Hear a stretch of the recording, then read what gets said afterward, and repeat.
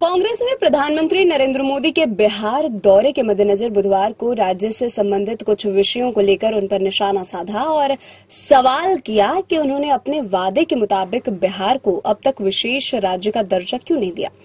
Party नेता जयराम रमेश ने यह सवाल उठाया। कांग्रेस ने नीट परीक्षा में कथित प्रश्न पत्र लीक का विषय उठाते हुए नई दिल्ली में यह भी कहा कि क्या प्रधानमंत्री छात्रों को यह भरोसा दिला सकते हैं कि इस मामले में सुधारात्मक कदम उठाए जाएंगे। पार्टी नेता जयराम रमेश ने एक्स पर पोस्ट किया कि 1/3 प्रधानमंत्री नालंदा विश्वविद्यालय का उद्घाटन करने के लिए बिहार जा रहे हैं।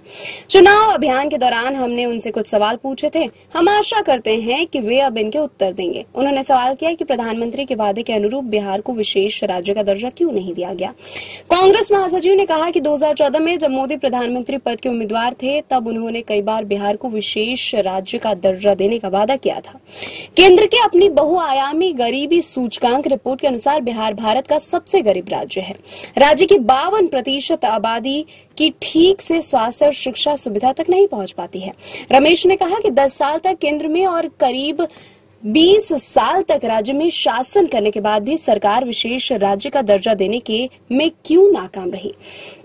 बिहार की जनता को प्रधानमंत्री क्यों भूल गए। उन्होंने सवाल किया कि पटना विश्वविद्यालय को केंद्रीय विश्वविद्यालय का दर्जा क्यों नहीं दिया गया। नॉन बायोलॉजिकल प्रधानमंत्री बिहार के युवाओं की दुर्दशा को नजरअंदाज क्यों कर रहे हैं। उन्होंने बिहार मेडिकल प्रवेश परीक्षा को लेकर सवाल किया कि क्या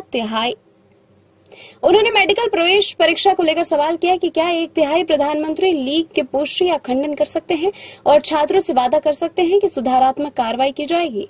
रमेश ने यह भी प्रश्न किया कि क्या कभी बिहटा हवाई अड्डा बनेगा।